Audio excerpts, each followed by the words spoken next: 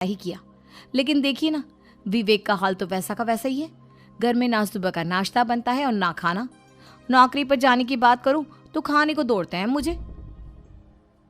हाँ मम्मी, मैंने भी सुमित को कितनी बार कहा कि अगर नौकरी नहीं करनी तो कोई छोटी सी दुकान ही खोल लो। घर का खर्चा कैसे चलेगा? देखो दोपहर के 12 बजने आए और जनाब अभी तक सो रहे हैं। हाँ मम्मी, ईशा और सुहाना ठीक कहती हैं। अविनाश का भी यही हाल है। जब मैंने अपनी प्रेगनेंसी के बारे में कहा तो मुझसे कहने लगा, अरे दूसरी लड़कियां तो 9-9 महीने तक नौकरी करती है, बस डिलीवरी के टाइम छुट्टी लेती है। मोहिनी तुम भी नौकरी करो। अब मुझे कहाँ नौकरी मिलेगी? मम्मी बताओ अब मैं क्या करूँ? हे भगवान, क्या सोचकर घर जमाई दामाद लाई थी मैं कि मेरी बेटियां मेरे पास रहेंगी और खुश रहेंगी। लेकिन इन आलसी दामादों ने तो हमारी जिंदगी को भी प्रॉब्लम में डाल दिया है। मैं तो कहती हूँ मम्मी, हम लोग वापस अपनी जॉब पर जाना शुरू कर देते हैं। बता देते हैं इन लोगों को कि हमने प्रेगनेंसी का बहाना किया है। नहीं नहीं बेटा, ऐसी गलती भी मत करना। अगर तुमने ऐसा किया तो इन तीनों की आदत और ख़राब हो जाएगी। अरे आज नहीं तो कल कभी तो तुम प्रेग्नेंट होगी, तब वापस यही प्रॉब्लम आएगी। तब क्या करोगी तुम तीनों?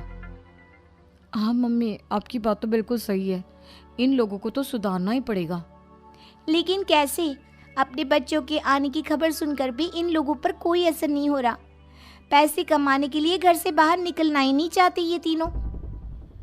अब मेरे दिमाग में एक प्लान आया है। तुम तीनों चिंता मत करो, उन तीनों को बुलाओ, फिर मैं बात करती हूँ। थोड़ी देर बाद कावेरी जी अपने तीनों दामादों को सामने बुलाकर अपनी बात कहना शुरू करती हैं। अविनाश, सुमित और विवेक, देखो बेटा, मैं ना तुम तीनों से बड़ा प्यार करती हूँ, इसीलिए तो तुम्हें घर जमाई बना कर रखा है मैंने। अरे मम्मी जी, सीधे सीधे कहिए ना, क्या बात है? प्यार तो हम भी आपको बहुत करते हैं। अरे मम्मी जी, आपकी इज्जत भी बहुत करते हैं। अरे भाई, आपके जैसी सास और कमाने वाली बीवी सबको मिलती है क्या? हाँ मम्मी, विवेक और सुमित ठीक कह रहे हैं। आपकी बेटी से शादी करके मेरी तो ज़िंदगी ही अच्छी हो गई है। जानती हूँ मैं, और ये भी जानती हूँ कि तुम तीनों अपने अपनी बीवियों से बहुत प्यार करते हो। बेटा, बात ऐसी है कि हमारे कुल गुरु ने कहा है कि प्रेग्नेंट होने के बाद मेरी तीनों बेटियां शुरू के 4 महीने हमारे गांव में जाकर रहेगी, जहां मेरे चाचा जी रहते हैं। अरे लेकिन क्यों मम्मी, गांव में जाकर रहने की क्या ज़रूरत है इन तीनों को? वो क्या है ना बेटा, हमारे परिवार को एक श्राप है। अगर मेरी बेटियों ने यहाँ पर बच्चा पैदा करने की कोशिश की तो उनके बच्चों को कुछ भी हो सकता है। इसलिए अब से लेकर 4 महीने पूरे होने तक इन्हें गांव वाले घर में रहना पड़ेगा। हाँ तो इसमें प्रॉब्लम क्या है मम्मी जी?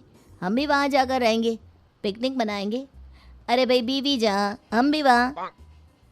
हाँ यार, आइडिया तो बहुत अच्छा है। शहर की ज़िंदगी में रह रहकर परेशान हो चुके हैं, अब कुछ दिन गांव में बिताएंगे।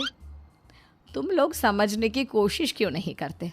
तुम में से कोई भी वहाँ नहीं जा सकता, और मैं यहाँ रहूँगी ना तुम तीनों के साथ।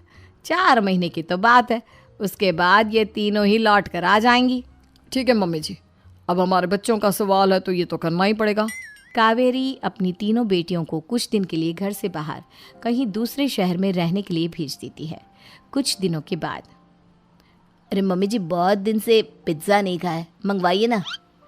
क्या बताऊं बेटा, पहले तो बेटियां खर्चा दे देती थी क्योंकि उनकी नौकरी थी, लेकिन अब तो मेरे पास पैसे ही नहीं बचे। थोड़े बहुत पैसे हैं जो बच्चों की डिलीवरी में काम आएंगे। लेकिन मम्मी जी, आपकी बेटियों को वापस आने में तो अभी बहुत वक्त बाकी है। वही सोच सोच कर परेशान हो रही हूँ। सोच रही हूँ कल से दूध भी बंद करवा देती हूँ। अब दूध वाले को देने के लिए पैसे भी तो नहीं है ना। अरे नहीं नहीं मम्मी जी, अगर दूध भी बंद करवा दोगी तो मुझे चाय कहाँ से मिलेगी? और चाय के बिना मैं तो मर ही जाऊँगा। क्या करूं बेटा, इसके अलावा हमारे पास कोई ऑप्शन नहीं है। मेरे पास पैसे ही नहीं बचे। इस तरह कावेरी जी धीरे धीरे अपने तीनों दामादों को पैसे देना बंद कर देती हैं और घर में खाने पीने की चीज़ें लाना भी बंद कर देती है। अब वो तीनों बुरी तरह से परेशान होने लगे थे, और इसलिए एक दिन तीनों प्लान करके घर से बाहर निकलते हैं। और बाजार में जाने के बाद, यार अच्छा खाना खाए हुए कितने दिन हो गए, पता नहीं कब अच्छा खाना मिलेगा।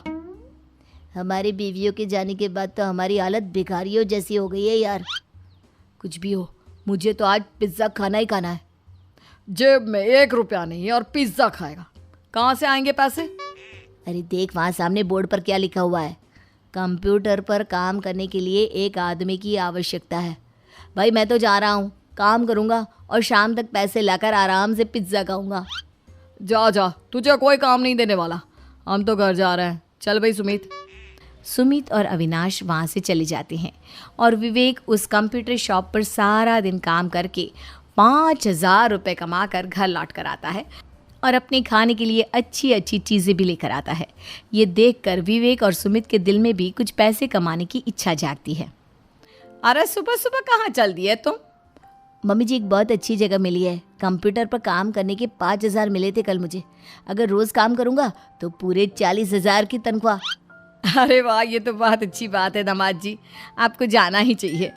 सुमित और अविनाश विवेक को इस तरह तरक्की करते देखकर परेशान हो जाते हैं और वो दोनों भी काम की तलाश में निकल पड़ते हैं। धीरे धीरे उन दोनों को भी काम मिल जाता है। अब कावेरी के तीनों दामाद छोटी मोटी नौकरी करके अच्छा पैसा कमाने लगे थे। एक दिन कावेरी उन्हें अपने पास बुलाती है। अरे वाह, विवेक 40,000 कमा लेता है, अविनाश 60,000 और सुमित तुम भी 40,000 के आसपास कमा ही लेते हो। कुल मिलाकर तुम अच्छे खासे पैसे कमा रहे हो बेटा। हाँ मम्मी जी, बहुत मज़ा आता है जब महीने के एंड में मोटी रकम हाथ में आती है। पूछिए मत मम्मी जी, घर में रहकर रोटी बना बना कर और तो जैसा महसूस होने लगा था मुझे तो। हाँ बेटा, तुम तीनों की बात तो बिल्कुल ठीक है और जानते हो अब तुम तीनों की पत्नियां भी वापस लौट कर आने वाली है। लेकिन मम्मी जी अभी तो उन्हें गए सिर्फ 2 महीने हुए हैं, आपने तो कहा था वो 4 महीने के बाद लौट कर आएंगी। ऐसा कुछ नहीं है बेटा, मैं सिर्फ तुम तीनों को सबक सिखाना चाहती थी कि आदमी घर में बैठकर बीवी की कमाई खाता हुआ अच्छा नहीं लगता। इस दुनिया में हर इंसान को मेहनत करनी चाहिए, काम करना चाहिए, चाहे वो औरत हो या आदमी, ताकि अपने परिवार को संभाल सके। कावेरी की बात सुनकर उन तीनों को अपनी गलती का एहसास होता है और कावेरी उन्हें सच बता देती है कि ईशा, सुहाना और मोहिनी शहर में ही कहीं दूसरी जगह रह रहे थे। शाम के वक्त उन तीनों की पत्नियां लौट कर आ जाती है और कावेरी जी का परिवार एक खुशहाल परिवार की तरह रहने लगता है।